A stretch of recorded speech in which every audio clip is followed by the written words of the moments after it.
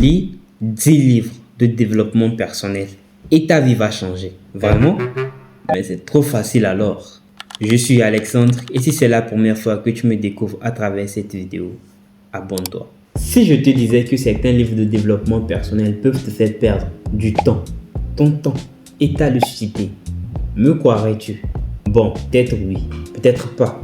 Mais il y a un danger avec les livres de dev perso. Un réel danger. Des dangers d'ailleurs. Et le premier que je vais aborder, c'est l'illusion du progrès.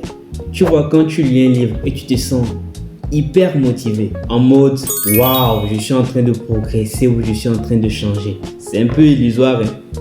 Parce qu'en toute réalité, rien n'a changé encore. On peut comparer ça au fait de suivre des vidéos de fitness et se dire que moi je suis athlète, hein? Ou bien, ou sportif quoi. C'est dans cette illusion que je ne veux pas que tu tombes. L'illusion de progresser sans réel progrès. Lire un livre est différent d'agir. Comprendre, c'est différent de pratiquer. Deuxième piège, la surmotivation toxique.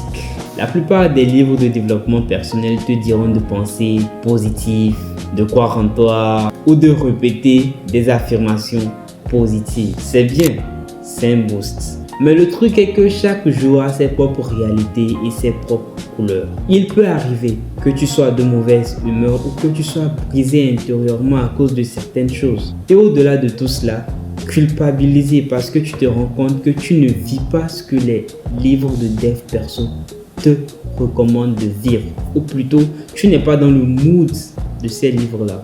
Je peux dire que j'ai un peu connu ça lorsque je commençais par lire ou pas m'intéresser à certains livres de développement personnel. Vous me direz en commentaire si vous avez déjà vécu une chose pareille.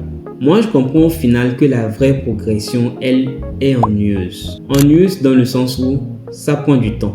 Il faut de la patience. Elle peut être répétitive et parfois c'est frustrant le processus. Et ça, peu de livres en parlent. Après tout ceci, il y a les mêmes idées recyclées, les mêmes phrases inspirantes, les mêmes concepts vagues qui reviennent dans la plupart des livres de développement personnel. Et au final, ça saoule, ça donne des maux de tête. La majorité des livres de dev perso te diront travaille dur, suis ta passion, n'abandonne jamais. Ok, mais comment? Quand? Avec quoi? Et dans quel contexte? Sans cadre concret, je crois que ça devient un divertissement motivant et pas de l'apprentissage en fait. C'est ce que je reproche au développement personnel. Je peux même aller encore plus loin. Le dev perso peut même te rendre égocentrique.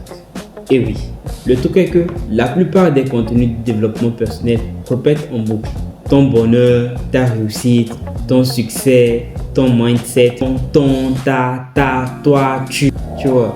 Ça peut à un moment donné te faire croire que tout tourne autour de toi, ce qui n'est pas le cas parce que sans toi, sans moi, le monde il continue toujours par avancer, par fonctionner. À un moment donné, ça te rend hyper focus sur toi et tu ne vois plus les luttes que les autres mènent autour de toi. Au départ, le dev perso veut t'aider à te respecter, à poser des limites et à ne plus te faire écraser. Mais chez certains, ça glisse vers les gens autour de moi me gênent.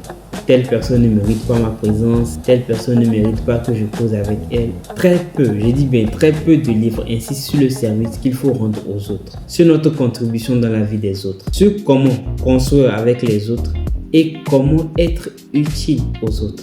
Et l'importance d'être utile avant d'être admiré. Bon, un petit recap. Le développement personnel devient toxique lorsqu'il gonfle ton ego au lieu d'améliorer ton sens des responsabilités. Mais au final, je n'ai rien contre le développement personnel. Il a toujours existé, il existera toujours. Il m'a d'ailleurs aidé d'une manière ou d'une autre. Je veux juste te faire voir les pièges dans lesquels tu risques de tomber afin que tu puisses mieux t'apprêter pour ne pas tomber dans ces pièges. Le développement personnel, il est bon. Mais nous devons y aller avec notre conscience, nous devons y aller avec notre réflexion, nous devons y aller avec nos connaissances.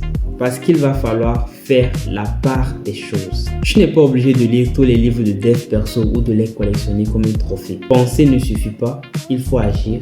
Et quand tu lis un livre, prends le temps d'appliquer ne serait-ce qu'une idée jusqu'à ce que tu réalises les résultats escomptés.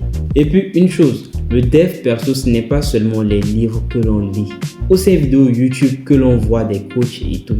Le développement personnel, c'est du concret. Cela doit se faire voir dans ta propre vie, dans ta vie réelle. C'est-à-dire, cela doit te faire grandir. C'est ça le développement personnel. Être en harmonie avec toi-même, grandir, évoluer. Si cette vidéo t'a fait réfléchir ou t'a peut-être aidé d'une manière ou d'une autre, alors je pense que tu dois t'abonner pour ne pas rater les prochaines vidéos. God bless.